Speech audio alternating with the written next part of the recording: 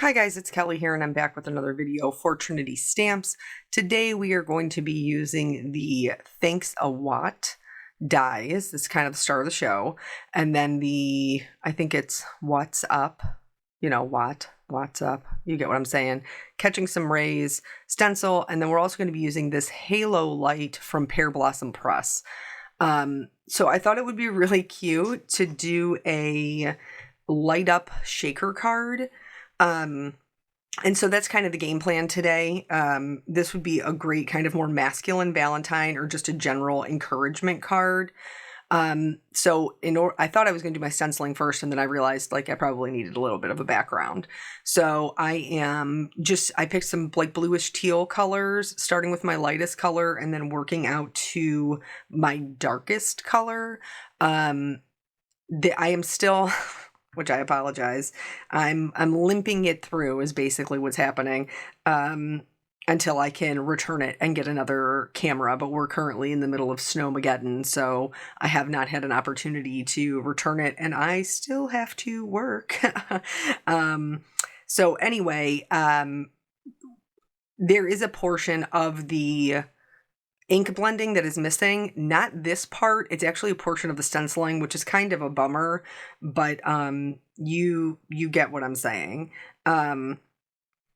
Anyway, I wanted the center point to be the lightest because that's where my light is going to come from, and so I wanted it to be darker edges so that there was this little halo around the light bulb. And then of course we will be using the actual light up feature, which will light up and illuminate the card, emit this light from the center. So it made more sense for the center to be lighter. For my background, I typically, with ink blending, I like to do 2 layers of ink blending. I just feel like it gives me the best blend.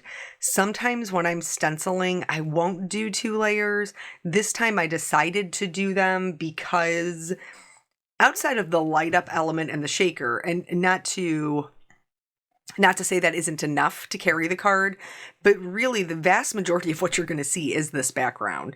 So I wanted to make sure it was really nice, blended really nicely. You guys know I love my little blending buddies. I think these things are the cat's pajamas.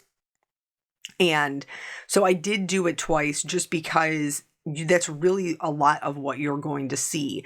Now the light bulb is the focal point, but the vast majority of the background is the stencil. Speaking of the stencil, do I ever make a Trinity card where I don't use the stencil? I don't know. And I guess to me, that just goes to show the, how good it is how many times I go back and use it. And I'm always drawn to it. I think it's a really, really great stencil.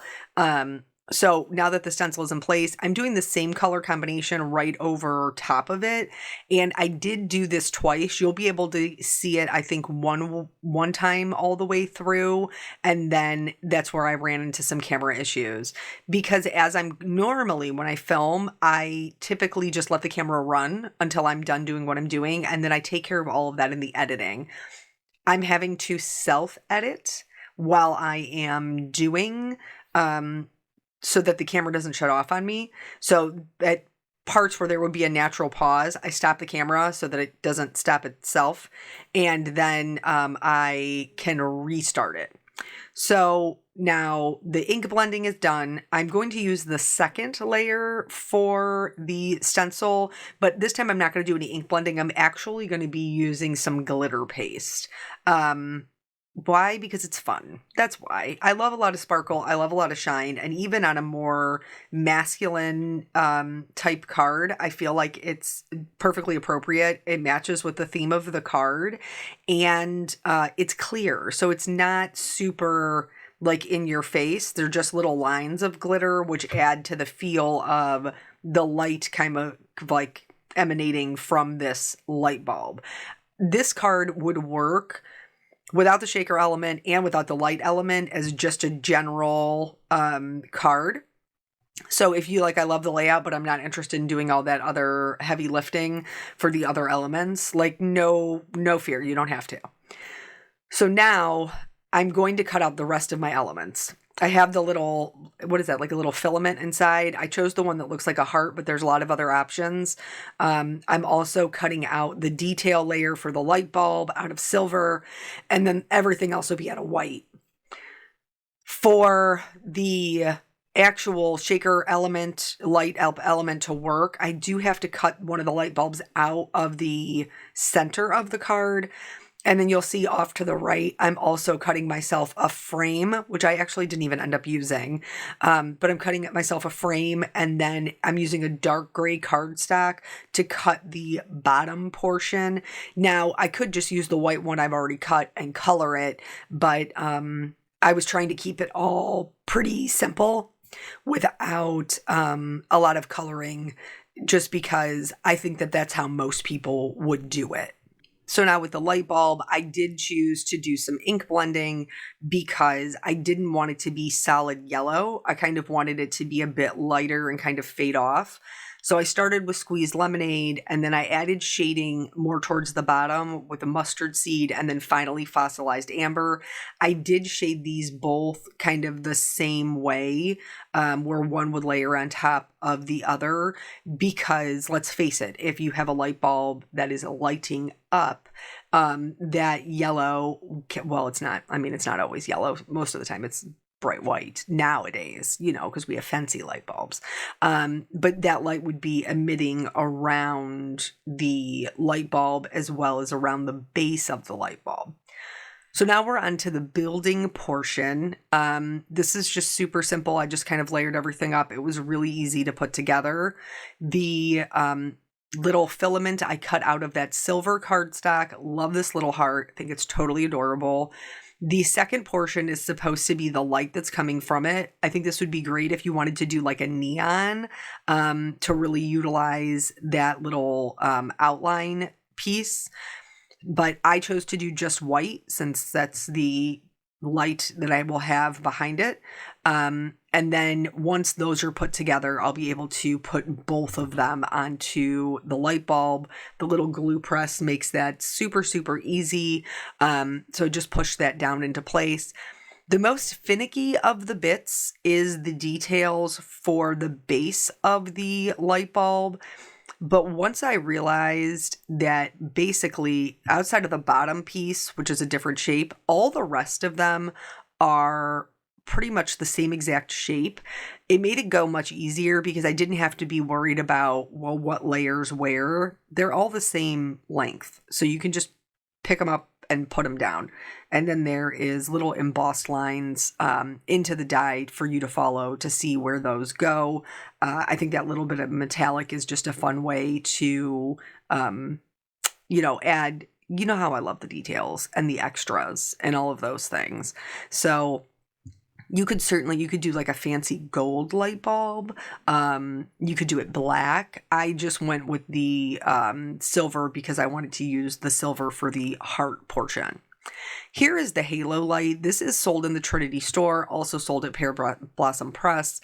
I've never used one of these before. This is how they come. You just kind of snap them apart. They snapped apart super easy. And then this particular pack, the halo pack, comes with 2 halo lights, which as you can see, the lights are in a circle. And then it also comes with 4 1 lights. These are really easy. You just pull the light out, the little battery out, and then you put it in with the positive side up, and then that's it. It lights up. And so you can see even without the shaker element, it would still light up and you would still see the light. However, I wanted there to be a shaker element. So I didn't want my light bulb to fill the entire space. I wanted there to be a little bit of a gap for what later on is going to be my vellum to help diffuse the light. And so I did go back in with the largest light bulb, which is meant for the shadow, and I cut that out. Here I have a piece of acetate. This ended up being, I think, 4 1/4 by 2 3/4. This is going to be my shaker element. Yes, I know that's not a lot of real estate. It's more of a flat shaker, but I'm okay with it because there's, I don't want to say so much like it's a bad thing. There's so much going on with this card. I didn't really feel like it was necessary to add even more bulk so that I could have a true shaker. So this is just the rip and stick tape from Trinity. This is great. You put it down, rip it, you don't need to cut it, and then you can just peel it off so that the sticky side is exposed. At this point, I was getting a little ahead of myself because I needed to figure out how to assemble the card. And an engineer, I am not. So first things first, I laid down my card base. I taped over my top piece background, and then I traced it so I would know where to put the light. I'm going to use that same rip and stick tape to adhere my light. It is a strong adhesive. And then I just went all the way around. You probably don't even need as much tape as I used, honestly, but I have a problem. I don't know. I don't want my cards to fall apart. So I'm over generous with my adhesive. I know that about myself. It's okay. It's an okay problem to have. So once I peel the release paper off, I'm going to stick that in right exactly where my traced portion is. And then, of course, as you're doing interactive cards, we're always constantly testing and playing because you want to see how it looks. So that's what I'm doing there. Now, here's that vellum. It's the same size as my acetate. It is 4 1/4 by 2 3/4. I'm just going to glue my light bulb into the center. This is going to, 1, help hide my mechanism in that gap, and 2, help diffuse the light so that it is brighter and it goes farther. So before I can adhere that down, because I do want my shaker elements to be on top of the light bulb, I have to put in my foam tape. The foam tape is necessary for the top of the card to clear the mechanism for the light. Now I am using, what is this? This is Altenew foam tape. However, I do know Pear Blossom Press has, it's called the Best Ever foam tape, and it is the exact width that you need to clear the mechanism. So I ended up having to do 2 layers of foam tape to clear it, because, but you'll have to play around with your foam tape. It just depends on the thickness of the foam tape you have, and they come in varying widths. So here, I wanted to get my light bulb centered. I found that it was easiest to hold the whole card in my hand, get an even border, and then press it down so that it was in the right spot. And now I can go in and adhere my top piece. Except I changed my mind again. Oh, yeah, totally not an engineer. That would not have been something I would have been great at accomplishing in my life. However, we did end up figuring it out. So once I peeled all the tape off, and then I realized, oh, you still got to put your shaker on here, crazy. I chose to do, these are like the flat little confetti hearts, because again, I knew I wasn't going to have a lot of clearance for my shaker. So I'm looking for something that is super flat, and these little confetti pieces will work. I should have spread them out before I went to stick my window on, but I didn't. So I thankfully had not pressed all the corners down, and I was able to just kind of pick it up, go in, flatten them out a bit. Now my shaker bits will shake around the entirety of this window, this little acetate window, which means they'll shake around in the bottom as well. But I felt like that was okay. I felt like it was a small price to pay to have a light up shaker card. Then this is where I decided to trim it down because I wanted a white border. When you have a card that has a central focal point that you've already done, you really do need to trim all 4 sides to keep it centered. But let's talk about light up shaker cards. So great minds think alike, I guess. Sarah, who is my Trinity teammate, did a light up shaker card as well. But she did the cell phone, and it's brilliant. When you press the little call button, all of the messages, like the little text messages, light up on the screen. It's so cute. If you have not seen that video, I would recommend going and checking it out. She did a wonderful, wonderful job. So it's just so funny that we ended up both kind of doing the same thing, and I didn't even see hers until I literally put into YouTube light up shaker card, because I wanted to just look around and see how other people were putting theirs together. And then I stumbled upon hers. Now she built hers completely different because her idea is completely different. So that didn't actually help me, but it did help me in the ways of watching an awesome video.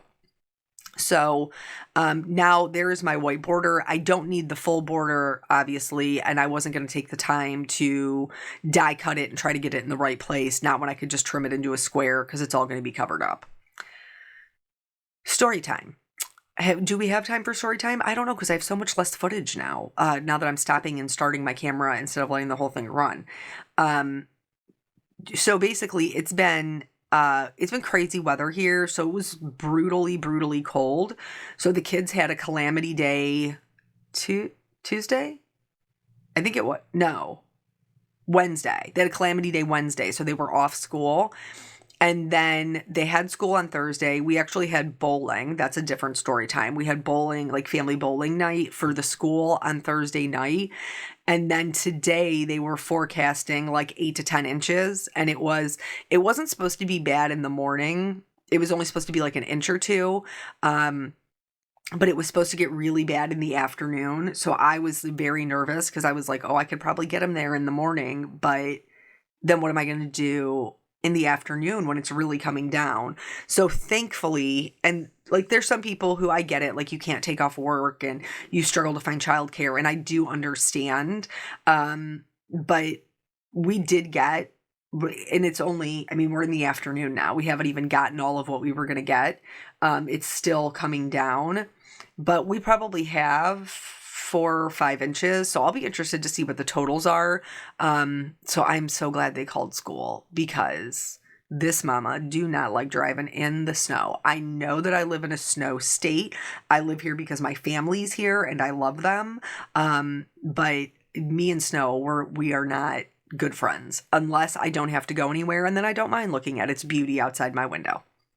So for the sentiment, as you saw, I did white heat emboss this on a slightly darker piece of like a teal cardstock. In order to finish the card off, I am using, I think this is Moonstone. I tried to match the sequined hearts as close as I could with the little rhinestones. And you know I'm a huge fan of Trinity rhinestones. But that is how I finished the card. So I think it's super cute. Here's the little light up feature. Again, you can obviously see the little shaker bits. I was super happy with the way that it came out. I hope that this inspires you to try something similar. Thank you so much for joining me. I always appreciate your time, and I will catch you on the next video. Bye.